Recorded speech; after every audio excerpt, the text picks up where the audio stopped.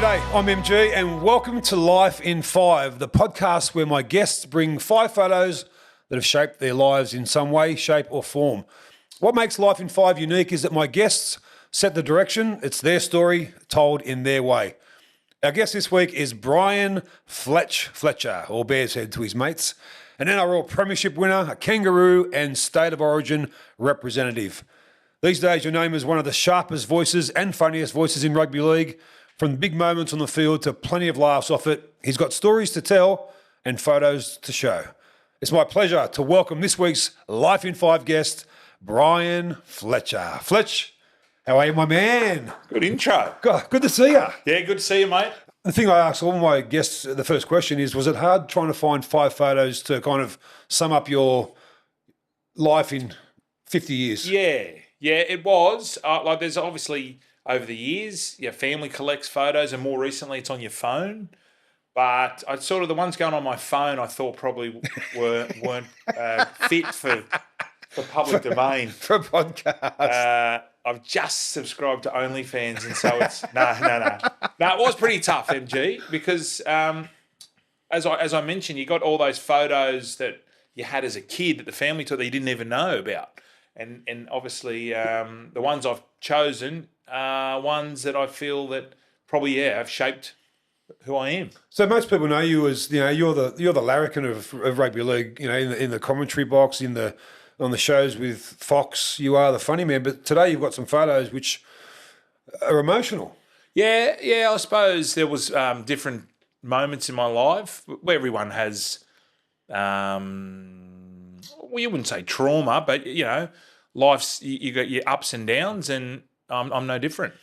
Righto. Without any further ado, let's go for your first photo. Your first photo is of your beautiful wife, Britt, and your 3 beautiful daughters. Tell us why this is so significant in Bryan Fletcher's photo album. Well, this was our first family trip overseas. We went to Thailand, and I hadn't really travelled that much before. And I remember this day, and I was thinking, how's this going to go? Because we had been to England, obviously. I played in England. Yep. But it wasn't, we didn't have Luca, who's a little girl there at the front of the orange. But this was our first family trip, and now we have one every year. Like, we just got back from Japan. So the eldest, who's nearly 21 next month, Scarlett, she, it's now inbuilt, and it's my favourite part of the year when we go on a family holiday. They all everyone blues, and by the end of it, you're thinking never again.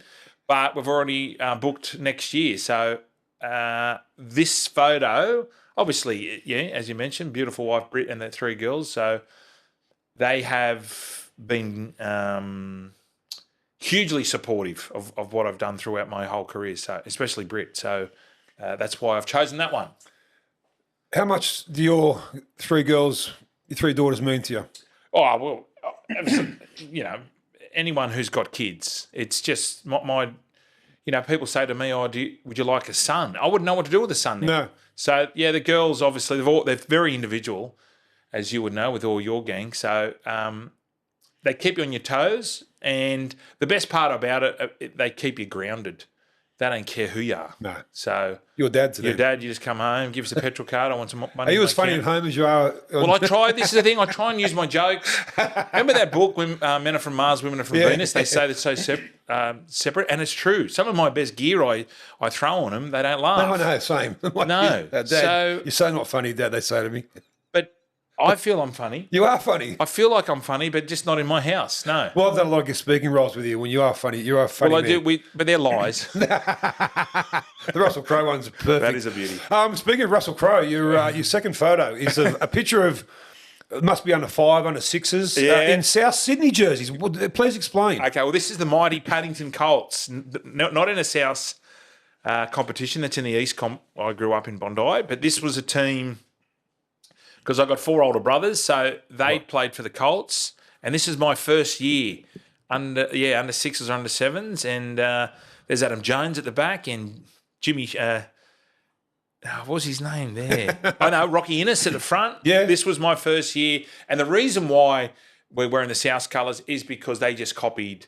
In the old days, I think it was easier. Go for a footy club. To go, it was cheaper to get the gear, and so whatever South wore, we wore. And that played a part on me probably because I supported South as a kid. Growing up in eastern suburbs, you'd think I'd be a Rooster supporter, but I feel that this had something to do with it. Because as soon as this is the Minties, so this would have been 82, I'd imagine, or maybe 81.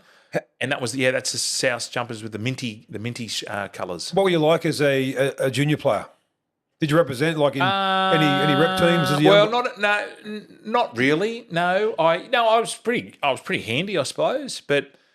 Because the school I went to Christian Brothers Bondi, we didn't have many kids at the school. So a lot of them, we actually had our reunion the other week and the whole school came and it was noticeable that how many blokes had ankle bracelets on. So you can imagine we were – and this is the thing people don't understand. They go, you're from Bondi and, you're born with a silver spoon in your mouth. But you're far from it. In Bondi in that era, it was quite working class. I remember going to school. I wasn't allowed to walk past the Astra. The Astra now is all these units, but the Astra was a pub on the left-hand side. We had a bit of a heroin problem in Bondi, as most countries, most cities did, suburbs did in the 80s. So very working class, very blue collar. So never played any rep footy, no. We go on to your third photo, and I've got so many questions about this photo. It looks like a photo of a party in the 80s. I'm saying that because someone's got a packet of Winfield Red in their hands. Yeah, that's my eldest sister. Tell me about this photo, Fletch. Well, we've reenacted a photo that when I was like 6 months old when I was born, because I'm the youngest of 7. Wow, that's all your brothers and sisters there? Yeah. So old man, dad passed away when I was about 5. Oh. So mum's from Narrandera. Mum's from Narrandera down there in Leeton, down there in the river. Yeah, we go down there all the time. Yeah. And so I like this photo because we've reenacted the photo, as I mentioned, when I was 6 months old. And this was at my brother's, I think it could be Chris's 18th. I can't remember. But, yeah, Mimi, who's got a packet of darts. There's mum in the middle. Yep. There's my oldest brother, Terry. David, Chris, Angie. This is my next sister, John, and myself. So there's a big – between me and the next sibling, Angie, was 5 years. But between everyone else, they're quite close in years, so I still feel that I was a mistake. What was your fondest memories from growing up in such a big family, and how much did you miss a father figure when you were young? Yeah, I suppose. Well, I often think about this, but I think I was so young that I didn't really notice it because I had the older brothers, and I still feel to this day the older brothers probably thought, we better look after him. So. Growing up, if I ever wanted to play cricket, I always had someone to play cricket. I used to love cricket or footy in the backyard. So when it was footy, it was like 3 versus 2, because the older boys would be the 2 and the younger would be the 3 of us. And great childhood. Didn't have much money, but you didn't need it. And I had a lot of good, we had a lot of, I had a lot of friends in my street who I'd knock around with. So I had a couple of little gangs. I had the beach gang. I had the Silver Street gang where I grew up, and then you get the footy gang. Yes. So you were never short of things to do. And as they say, you'd leave as soon as you're out the door by 8 o'clock. Yeah, and then as soon as the lights come on in the street. And then you've got to be home, and no one cared. And there was you'd just be riding your pushy with no shoes on. It was just a simpler life. But so how many nephews and nieces have you got? Oh, God, I couldn't tell you. No, really? Oh, geez. I reckon, far out. There'd be at least 30. I'm a great uncle now. Oh my goodness! So my nieces have had babies. I'd hate to think maybe. I think maybe nieces there might be 20, but I couldn't. Yeah, at least, and then now there's probably 2 next generations. So they're all your brothers and sisters. They're still with us. Yeah, everyone's kicking. How's your oldest? Mimi would be. She's 13 or 14 years older than me. So how old am I? I'm 50. So Okay, she's 63. But she lives over in Perth. Everyone's all around the place. Okay. Yeah, Chris is up the Gold. Still close? Yeah. But I'm still the baby, see? Yeah. They think I'm a liar. Are they proud of you? You'd imagine so, but they wouldn't say anything. No. Family don't, do they? No, they don't. I'd hope they would be proud of me. But yeah, it's funny when you're the baby, you still get looked upon. And I'm still getting, I remember I didn't buy I never got a new pair of pants until I was 15. Yeah. When I left school. And I bought a pair of Billabong cords. How good were down they? At the surf shop. Yeah, but long pair, yellow and blue with a pink pocket. Fuck, that was sick. Well, you've gone from a happy snap of you and your family to a sad one, because I take it this is a photo it's got 15th of August 73 to 26th of April 2016. Yeah, this was a really good mate of mine, Ross, who passed away at age 40, and he had a heart attack. Wow. Now, we didn't know, it was just came out of the blue. So I'd known Ross since I was 10 years of age. I still remember the day he came to our class and he sat next to me and we hit it off straight away. So this was a pretty tough day. Look, I obviously had tragedy in my life with Dad passing away, but I was too young to realise. This sort of hit me and everyone really hard. It was just out of the blue. He had a heart attack. He was working on a building site. He was a plumber. I was a plumber. We did our apprenticeships together. So, yeah, it sort of changed the way I thought about a carefree life. You know, I still like a good time and stuff, but yeah, this really rocked our community pretty bad.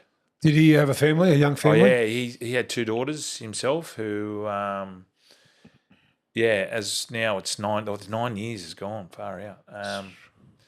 They're going okay, but it's still, every time I look at him, he was one of the most unassuming blokes, but very, very funny. You know the quiet blokes? Yeah, they're always the best. But we used to call him Serpent Tongue because he just used to come up with some calls, and that was a really tough time. You would have been the same age as him? He was a year older, or not a year, like 6 months older than me. But did you, and like a lot of people, you're saying a lot of people know how to cope with, sudden losses and stuff, but a lot of people don't as well. What did you do? Did you, what was your immediate reaction when you lost someone so close to you? I remember the day I got told by a friend of mine. He said, "Have you heard about Ross?" And I said, "No, what?" But I was in shock for a long time, because I remember I went on the show, and like Maddie's show, and a bloke who didn't know that. Who didn't know about Ross, he bumped me. He says, "Everything all right with you?" And I went, "Yeah, why?" He said, "I've just been watching the last month on the show, and you just don't seem yourself." Oh, wow. So I didn't know that. No one else told me that. No. But obviously it must have shown in my face. How did I cope with it? I suppose you just deal with it in your own way. Like, I didn't turn to the drink or drugs or anything, but I suppose you look at your family a little bit different, Oh, yeah. The worst thing is I feel for his little girls, and his wife and his immediate family. But and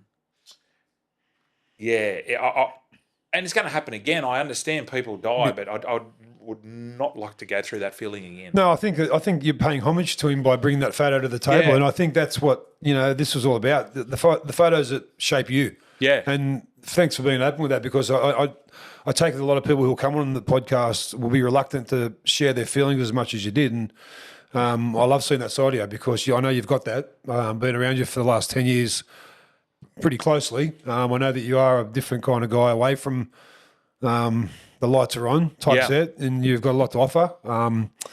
And I appreciate you bringing such a personal photo to the table. Oh, good. Good on you, brother.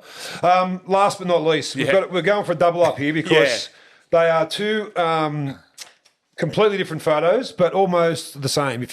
We've got a City Ford photo of a young Roosters team. It looks like in under 10s or 11s. 12s. This is under 12s. Under 12s, and right by the side of them is you guys in 2002 winning the NRL premiership. Yeah, so it's funny. It's similar sort of things. We've got the finger up. Now, the under 12s, back in those days, we were terrible. So it was a round robin. I think we played 10 teams and we won one game. And the only reason we won one game is because they forfeited. So, when you were a kid, you'd play Penrith or you'd play Canberra, and they were massive. And you'd always hear about, this front rower. Yeah, I know. He's Golden Gloves. And he's also can run 100 metres in 10 seconds. Weren't the rumours is just rife. Now, then you see him go off the butch, you go, there he is. But you wouldn't have gone through that, because I was a tall, skinny stick. Yeah, but You're Nick. You're Nick Geyer. But You remember? we were all local kids here. You got to remember now the Roosters obviously bring kids in. This is under 12s, Yep. and we're so happy with ourselves because we won a game, albeit by forfeit. But it was, it's just funny how, and we go to the other photo there. Yeah. This is Look at that. almost That's what you dream of. Isn't it? yeah. But it's still the same sort of vibe. Yep. Do you know what I mean? And I really like that photo comparing the two. Obviously, this is when we beat the Warriors, and what a great feeling. But still, Yeah. we still I still have the same feeling in under 12s as I did here in 2002. You know. So when in the you photo on under 12s, anyone beside you play first grade? sorry, Frankie Napoli on the left. Napoli? Yeah, Frankie Naps Yeah, from I think- Woolloomooloo. Yep. So we had a lot of kids from Woolloomooloo because that obviously back in the day that Jimmy Dimmick's from Woolloomooloo. Yeah, Jimmy. Pierre Haddad's, Townsy, Fats. There was a lot of kids from Woolloomooloo. A lot of housing commission down there. So it was a tough little competition we had. But that was it. Yeah, just me and Frank. I think Frank played for the goal and the Chooks. And we go to the 2002 photo. Yeah. And First of all, when did you realise you'd beaten them in this game? Because that's probably the best feeling in a grand final. 'Cause you Yeah. tried so hard. And how hard did you celebrate? oh yeah. Well, this is a good gang.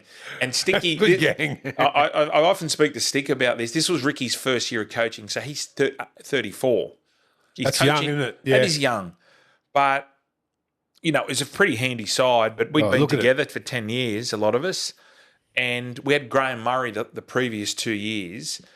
And Stick's a great coach, and he obviously helped us that year. We trained as hard as we could, but I think Graham Murray also should get a little bit of plaudits for what he did coming into. We had in 2000, 2001, got to the grand final 2000, 2001, but that was the first time I'd ever seen him get up Freddie. I'd never seen a Graham coach. Murray. Oh yeah, Really? Because he was my coach in Penrith lower grades, 86, 87. And he was this disciplinarian. yes. Well, And he picked his mark. But Freddie, you got Freddie. well, I don't know whether it was contrived. I don't know whether he said to Freddie, "Listen, I'm going to give it to you." Probably. No one was. Probably. yeah. And Freddie, terrible actor, but he looked like, Freddie was crying. So, but I remember when he spoke to Freddie like that, I thought, oh, shit. Yes. You're speaking to Freddie like this, what's he going to do to us?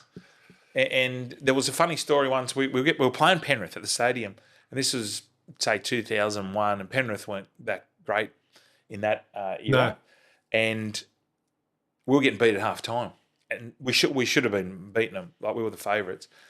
And Muzz was filthy. And he said, anyone that's not associated, because Roosters have a lot of hangers on. Yep. Pretty powerful board at the time. With Gins, James Packer, Oh, yeah. Mark Burris, obviously Nick Politis. So we're sitting at every game, there'd be all these people who the fuck are these people? But they'd be India if you're getting beat. I'm going, fuck, who are these fucking idiots? So Muzz went, anyone who's not associated with the team, immediate team, fuck off. And so the hangers-on went out. But then Nick was still staying there and Ginge. James wasn't in there, but Mark Burris, all the board was still there. And Muzz goes, I said fucking everyone. No. To them. To them.